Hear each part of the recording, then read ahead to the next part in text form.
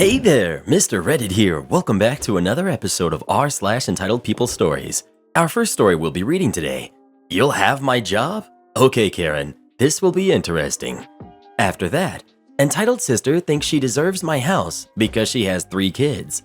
And after that, am I the jerk for not letting my niece use her iPad during our wedding? Now for every thumbs up this video gets, one Karen gets her iPad taken away. Take the iPad. I'm more of a Galaxy girl myself. So please smash that like button and subscribe and turn on notifications for new stories from Reddit every single day. You'll have my job? Okay, Karen, this will be interesting. So I'm out shopping for a few things. Bread, milk, bin bags, etc. I remember that I need some ham, so I go to the cooked meats aisle and look for something tempting. As I'm searching for something nice, I hear a voice behind me saying, "Excuse me," in a not at all polite manner. I look over my shoulder and see the local Karen. I acknowledge her and take 2 steps to the side, but don't turn around. I feel a tap on my shoulder and the same non-too-polite voice saying, "Excuse me, I'm talking to you. Don't ignore me." I turn around and open my mouth to ask what she wants and why she's being rude. But before I can speak, she starts going off on me for being a lazy member of staff and ignoring her. I say, "If you think I work here, you're wrong. I don't." And she says, "You're just being lazy. I'll have your job."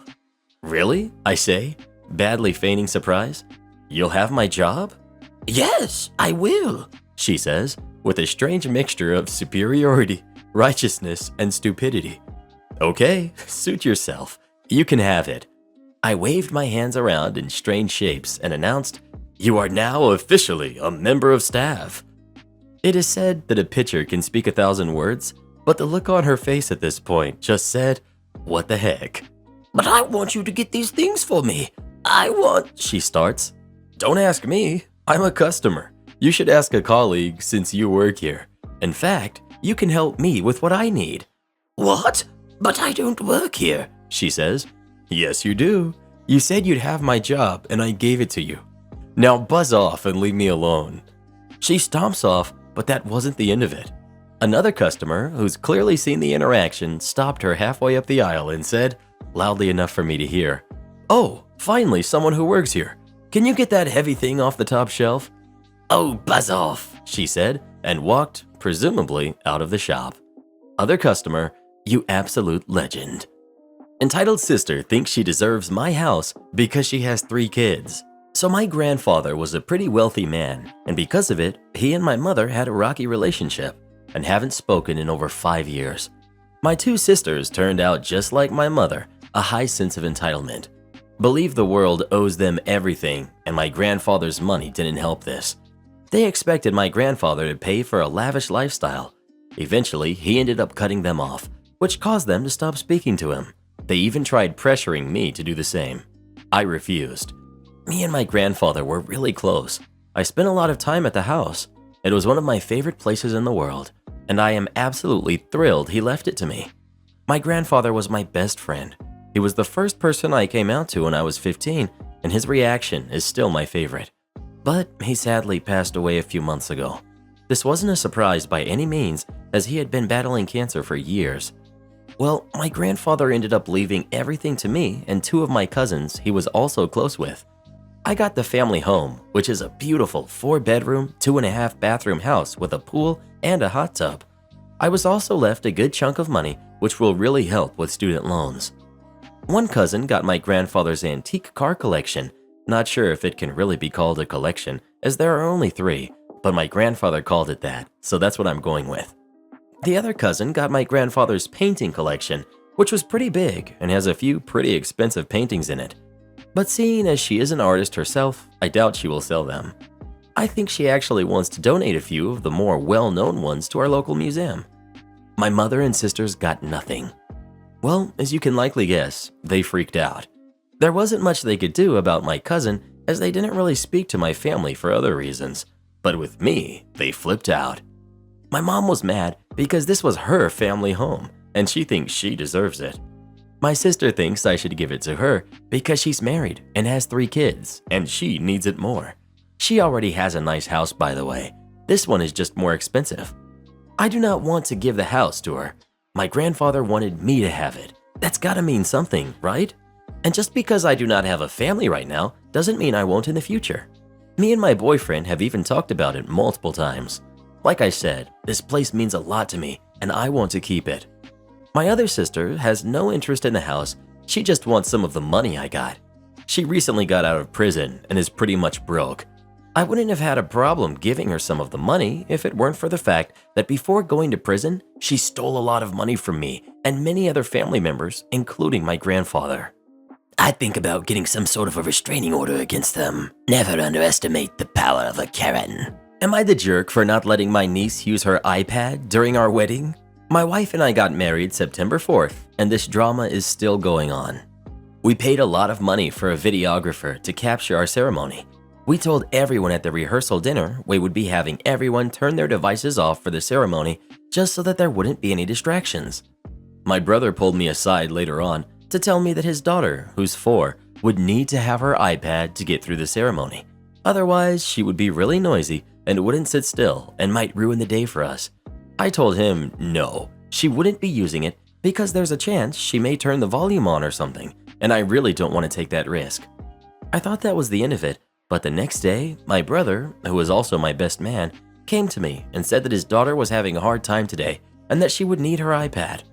I again told him no. He said that if she didn't have it, she would make a fuss, and the missus wouldn't want that ruining her big day, now would she? And that kind of upset me, because yeah, it's her day, but it's also mine. I'm marrying the woman I love, and we both made this no devices decision together. I told him if he couldn't respect it, then his daughter could wait outside with either him or his wife, but her iPad wouldn't be in there. He was annoyed, but we left it at that. And then it happens.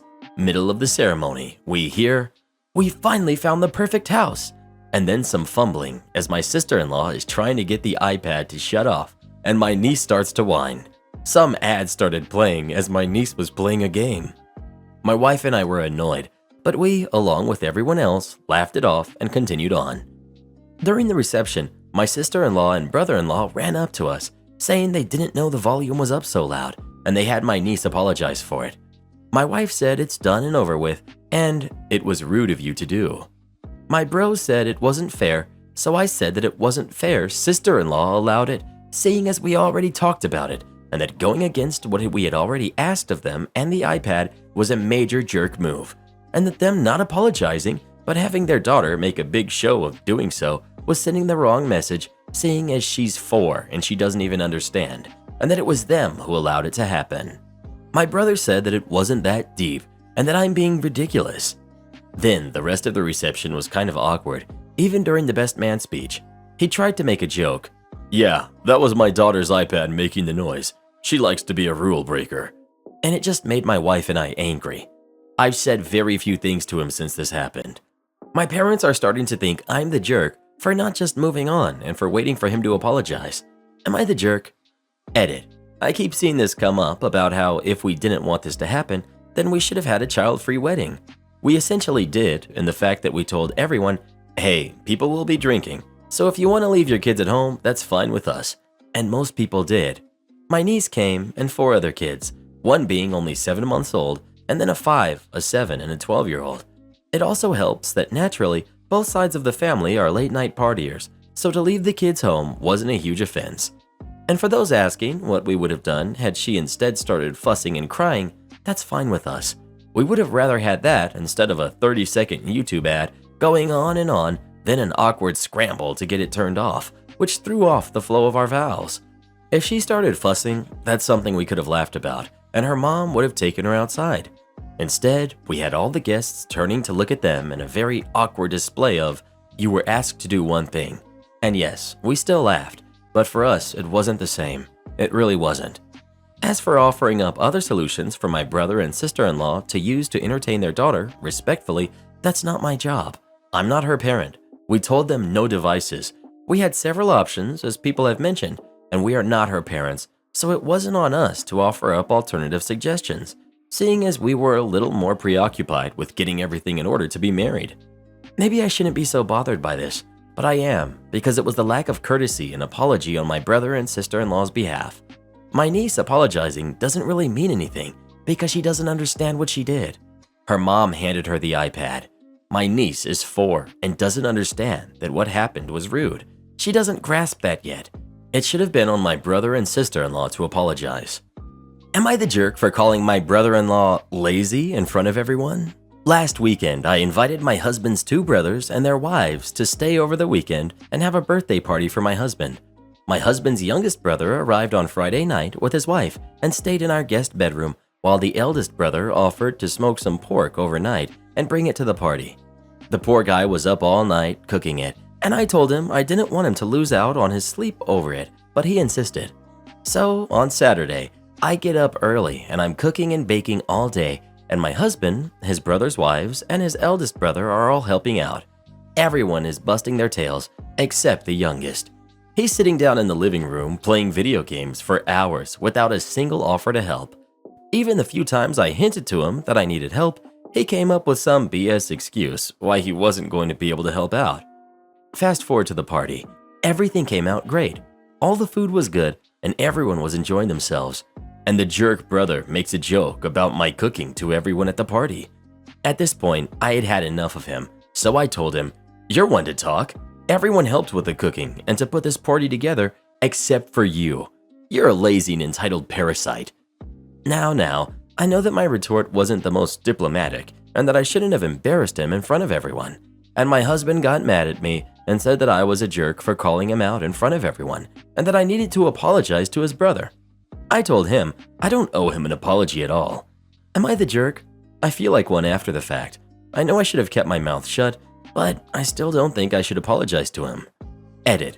For those who say that I shouldn't have expected people to help out, I will add that it's an unwritten family rule that when a family member invites others for a dinner or a party, everyone is expected to contribute, either by helping out or bringing a dish. It's always been like that for as long as my husband can remember, and I've adapted to their custom. Edit 2. My brother-in-law always never contributes. Not just at family gatherings, but with anything. My husband's family is very close-knit. Actually, everyone is awesome but him, and they're always helping each other out. He only asks for help, but never helps anyone. In my husband's own words, he always finds a way to worm himself out of helping. Edit 3. My brother-in-law said in front of everyone that my food tasted like prison food. For those wondering if in fact the food tasted bad, it didn't. It tasted delicious. Everyone was complimenting it, and some requested the recipes for some of the dishes, which is what prompted him to make that unsavory joke. He also didn't have a problem with the food, as he had already had 2 servings and was on his way for his 3rd before insulting it. Edit 4. Everyone, even his wife, started asking him for help, and he would still not help out. I feel bad for his wife because it's not just at gatherings, it's with everything.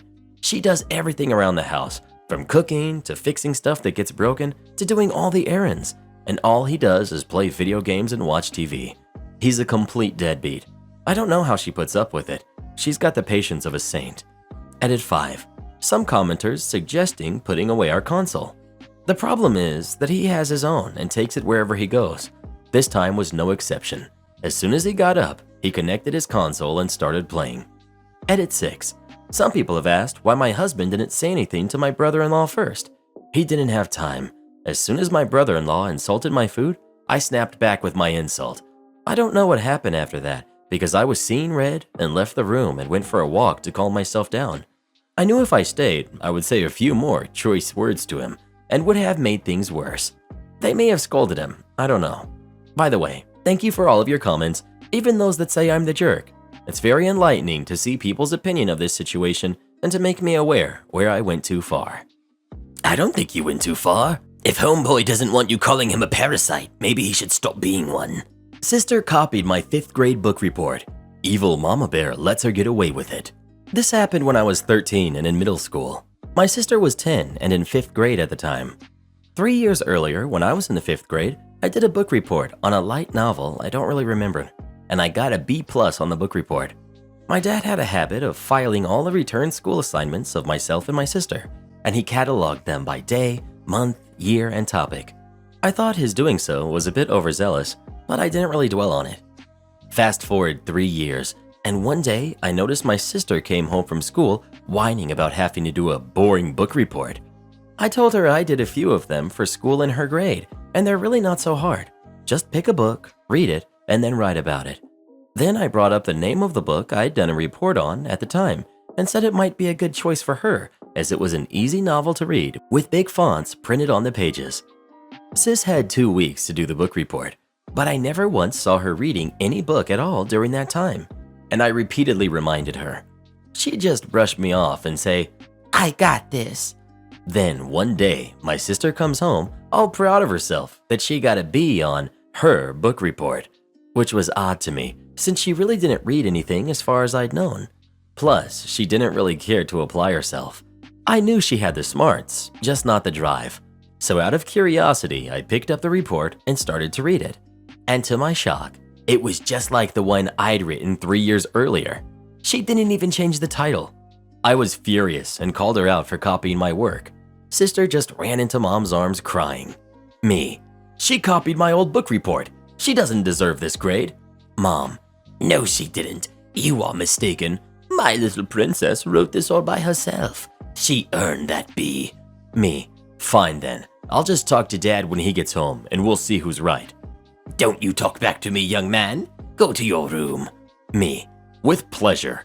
This was before I got my Nokia cell phone, so as I was walking to my room, I sneakily grabbed the cordless phone from its charger and called my dad from upstairs. He was upset and agreed to look at his records when he got home. Surprise, surprise, when he opened up the file cabinet that had my elementary schoolwork in it, it looked like it had been gone through. We found the original book report pretty easily. It had been sloppily shoved back into the file and was crudely folded in half. We read the title, and sure enough, it was the same. We came out of the office, and my dad asked to see my sister's book report. Mom stood her ground and said that her little princess didn't do anything, but Dad was adamant. Mom tried to double down, but Dad told her if she was so confident Sister didn't copy my work, then to let him read it. So Mom finally handed in the book report without even looking at him, and Dad proceeded to compare the two. He got no further than reading the titles of both before Sister started bawling and confessing what she had done.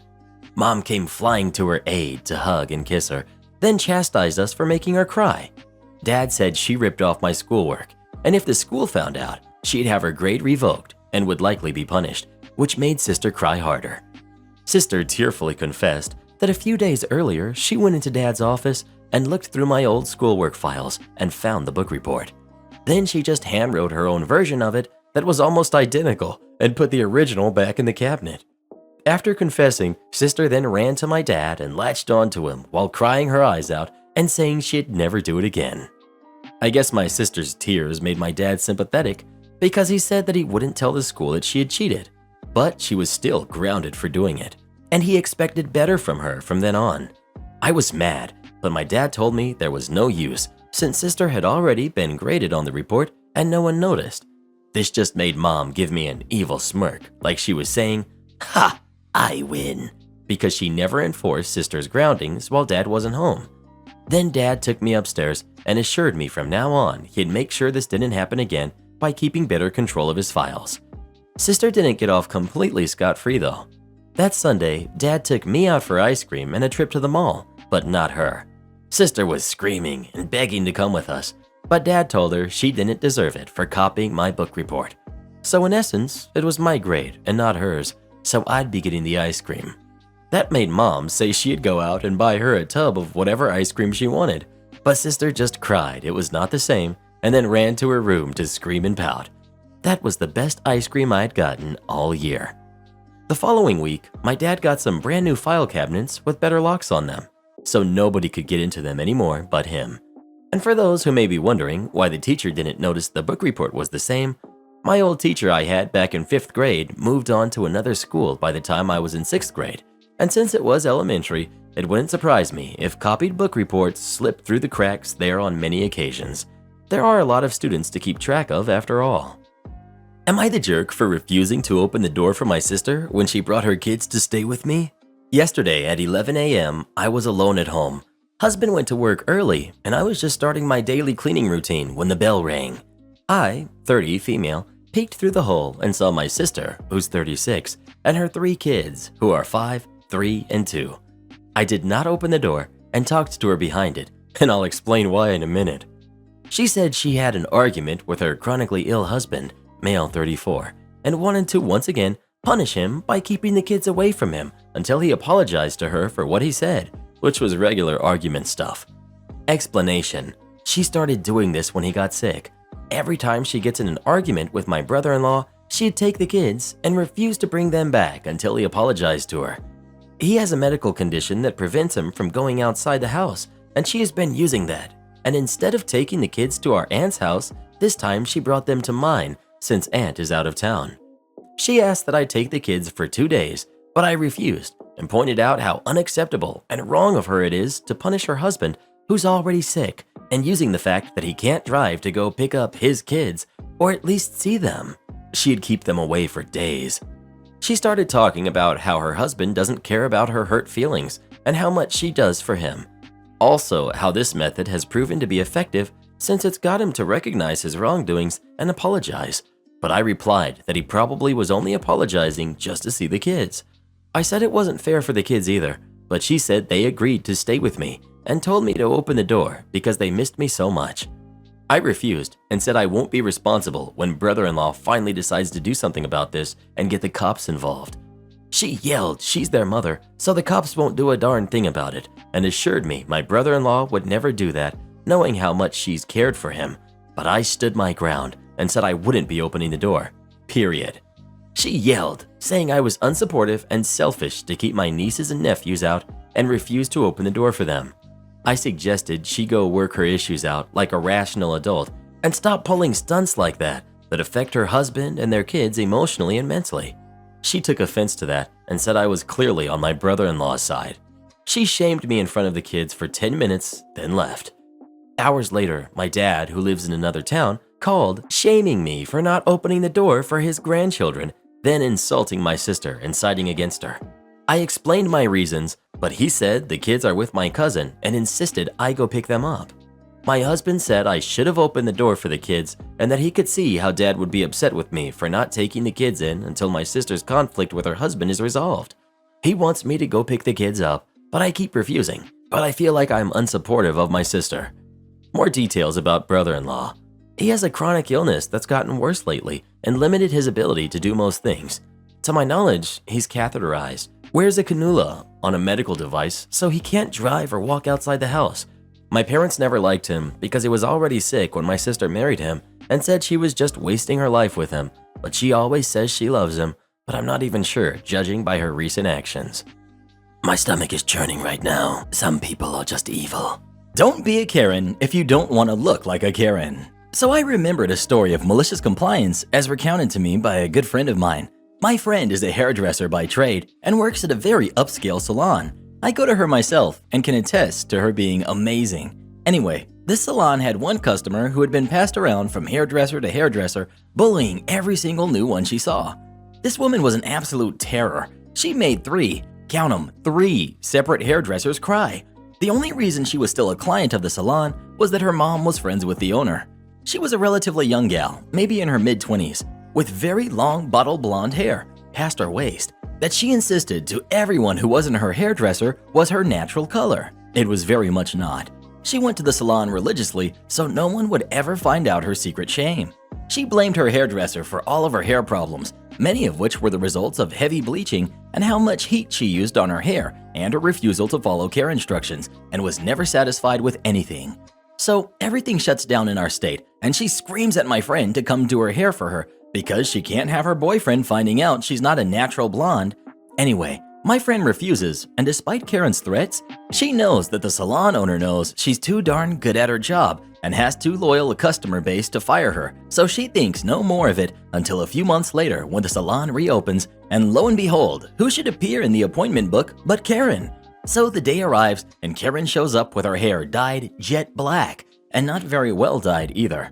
My friend is shocked because Karen's always made such a big deal about being a blonde, and how even though she gets her hair bleached, she really is a natural blonde and just enhancing her hair color a little. My friend asks Karen what they were doing that day, and Karen demands to be made blonde again. My friend is like, okay, that's going to be a process. because this jerk has used black box dye, which is really hard to get out. For those of you who don't know, getting dyed dark hair to blonde is usually something done in stages, so the hair has a chance to recover a bit between bleaching sessions to avoid breakage. Karen is like, "No, I am going to be blonde when I leave here today, or I am telling your boss that you see clients at home sometimes and getting you fired." My friend sometimes does friends' hair at home for a lower price because she's a sweetheart, which her boss is fine with. And it's your fault I had to dye my own hair this color because my boyfriend would have seen my roots if I hadn't done something. My friend is tired of Karen's BS at this point, but it's a slow day and she has time. She explains to Karen that if she takes her blonde all in one go, her hair will be fried and she'll likely end up having to lose a lot of length. Karen scoffs and rolls her eyes and is like, "That's never happened before, and my hair's so healthy, I'm sure it will be fine if you don't mess it up." Friend recommends at least using Olaplex, a product that helps prevent damage. Karen says she thinks it's a scam to overcharge customers and won't pay for it. Cue malicious compliance. Friend is like, "Okay," but makes several coworkers be witnesses that this is what Karen is asking for after friend explained the risks. Friend meanwhile has formulated a fiendish scheme. After that, friend goes through the whole process of bleaching Karen's hair. She has to do it like 4 times or something, and she checks with Karen after each one that she's absolutely sure she has to be all the way back to champagne blonde by the end of the day, and recommends stopping at some of the nice auburn or strawberry blonde shades in between for now. But Karen insists her boyfriend hates her hair anything but her natural blonde. My friend knows she will refuse because when has a Karen ever decided at the 11th hour to be reasonable? With each bleaching, there's more breakage, and Karen's hair feels worse. My friend knows Karen's hair won't survive this, but Karen absolutely refuses to let her stop. Eventually, at long last, my friend manages to get Karen's hair to the required level, and so she starts to rinse Karen's hair. It starts breaking off in her hand. The length of her hair is melted, fried, destroyed. My friend gets the bleach out and immediately conditions the ever-loving heck out of it while explaining to Karen that exactly what my friend said would happen has happened. Karen says she must be exaggerating and insists it's fine. Friend wraps what's left of Karen's hair in a towel and takes her back over to the station where she shows Karen the problem. Everything past a little bit beyond her chin length is pretty much gone. Karen shrieks and accuses my friend of everything under the sun. Incompetence, operating without a license. She most definitely has her license, a personal vendetta, etc., etc. My friend eventually calms her down and tells her she'll do her best to cut it so it looks decent for free. She even has the perfect cut in mind. It'll suit Karen perfectly. My friend gives Karen the sharpest, most beautifully cut angled bob you've ever seen. I've seen it thanks to my friend showing me Karen's Insta, that despite the incredible precision and skill showcased, is unequivocally and perfectly the Karen. Blown out and styled to "Can I speak to your manager?" perfection, Karen starts crying because the cut makes her look 40. She wants to speak to the manager. My friend gets the manager and Karen throws a fit, threatening to sue, and how dare they, and how his employees do this to mock her, and so on and so forth, while my friend stands there looking completely innocent. The boss then asks friend her side of the story, and the other hairdressers back her up and say that the cut is just her trying to make the best of what's left of her hair. Even the boss by now is sick of Karen's BS, and Karen is forced to pay the huge sum of money owed for how much time was spent bleaching her hair, much of which is gone now, and leaves swearing never to come back. Her boyfriend, a cop, calls up later and threatens to assault my friend for doing that to Karen's hair against his wishes, and my friend tells him if he tries anything, she's going to tell his superiors and every news agency in the city. Nothing further happens, but he eventually dumps Karen because he doesn't like girls with short hair. Edit. Unfortunately, Karen's Karen-ness cannot be attributed to her boyfriend's influence. She was like that long before they got together. She had been going to that hair salon since she was a teenager. The older stylists who had been there a while told my friend stories of her antics and had always been a terror. I think this is more a case of birds of a feather than a girl scared into acting unreasonable. Am I the jerk for saying my life is tougher than my sister's, who is a stay-at-home mom? I, female 28, am unmarried, and my sister, Susan, female 37, is a stay-at-home mom to 4 kids, who are 13, 11, 10, and 7. We stay in different states. She chose to become a stay-at-home mom to her 4 kids voluntarily. My brother-in-law earns very well, and they have quite a comfortable life, if that detail matters. Susan has always complained about how tough her life is, how hard it is to bring up her 4 kids, and has compared it to my easy life. While it has always rubbed me the wrong way, I've never really said anything because undoubtedly, it really must be hard bringing up 4 kids. Over the past few years, despite my parents, my other sister Lisa, and I living in the same state, Susan has always demanded we go to her place for Christmas because managing the kids is too hard, and being a mom is incredibly difficult. Last year, I even suggested a retreat that would have been equally distant for her and us, but she refused, saying it was just too hard and I wouldn't understand since I don't have kids and am not married. This year, she expects me to make the trip to her place again. Lockdown, anyone? I refused. I may not have 4 kids, but I have an extremely stressful job. I work about 60 hours a week, and I also do not have financial security that she does to even risk taking a few days off and have a significant amount of student debt to pay off. I studied abroad, but am earning in a local currency, so the gap is even harder to bridge. Also, Lisa has some health issues, and therefore, I'm the one who does her grocery shopping and such because it's unsafe for her to venture out now. When Susan demanded Lisa, my parents, and I would have to come to her place again this year for Christmas, not to mention I'll have to drive and pay for fuel, I point blank refused. She screamed at me and told me I'm selfish and that I'd never know the amount of work it takes to be a mother and that it was no surprise no guy wanted to marry me. I also lost my temper and told her it isn't an achievement to give birth to 4 kids, that she doesn't have to worry about paying her rent or being able to afford her next meal, and there are plenty of life struggles that are tougher than having kids. Lisa is on my side, but she's always had a soft spot for me. My parents think I'm a huge jerk disrespecting Susan and are temporarily not speaking to me. So Reddit, I know it's hard to be a mom, but am I the jerk? We'll accept any judgment.